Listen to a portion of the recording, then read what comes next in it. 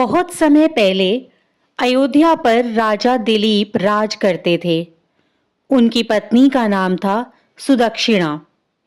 दुर्भाग्यवश उनकी कोई संतान न थी। संतान की इच्छा से राजा दिलीप अपनी पत्नी के साथ जंगल में गुरु वशिष्ठ जी के आश्रम में पहुंचे। गुरु वशिष्ठ ने राजा और रानी की इच्छा जानकर अपने आश्रम की गाय नंदिनी की सेवा का भार उन्हें सौंप दिया। रानी सुदक्षिणा सुबह उठते ही नंदिनी की आरती उतारती, फिर उसे पति की देखभाल में जंगल में चरने के लिए भेज देती। राजा दिन भर छाया की तरह उसके पीछे पीछे चलते, उसकी भूख प्यास का ध्यान रखते हुए नंदिनी की रक्षा करते।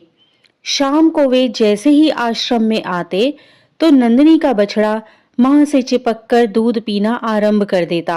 सुदक्षिणा नंदिनी की परिक्रमा पर धूप दीप थाली में लेकर उसकी पूजा करती। रात को फिर दोनों नंदिनी को ताजी और हरी घास खिलाकर उसकी सेवा करते। इस तरह गाय की सेवा करते हुए उन्हें 21 दिन बीत गए।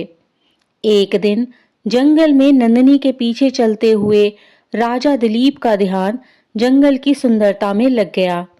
अचानक उन्होंने नंदिनी की भय से रंभाने की आवाज सुनी। वह एक भयंकर सिंह के पंजे में फंसी छटपटा रही थी। राजा दिलीप ने धनुष पर बाण चढ़ाकर सिंह को मारना चाहा, लेकिन भगवान की माया से उसका हाथ पत्थर सा भारी हो गया।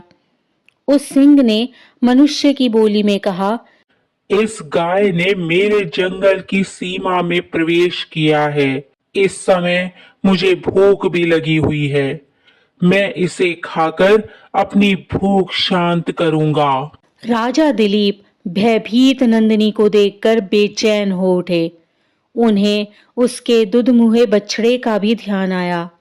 उन्होंने सिंह से विनती की, तुम मुझे खाकर अपनी भूख मिटा लो, पर इसे छोड़ दो।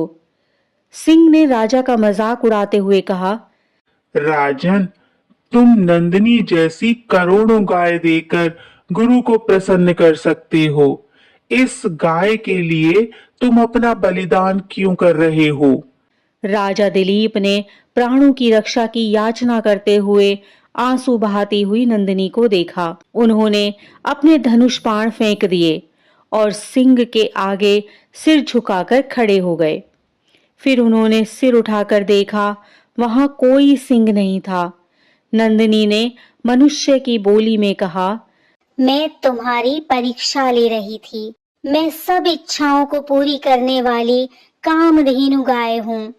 तुम्हारी संतान पाने की इच्छा अवश्य पूरी होगी। यह सुनकर राजा नंदिनी के साथ गुरु वशिष्ठ के आश्रम में आए और सुदक्षिणा को शुभ समाचार दिया। नंदिनी के आशीर्वाद से राजा के यहाँ रघु नामक पुत्र हुआ। रघु के ही वंश में उत्पन्न होने के कारण श्री राम रघुवंशी कहलाए। इसी प्रकार की अन्य व्रत एवं पौराणिक कथा कहानियों के लिए हमारे चैनल को सब्सक्राइब और शेयर करें, ताकि आप भी दूसरों तक इन्हें पहुंचाकर धर्म लाभ प्राप्त कर सकें।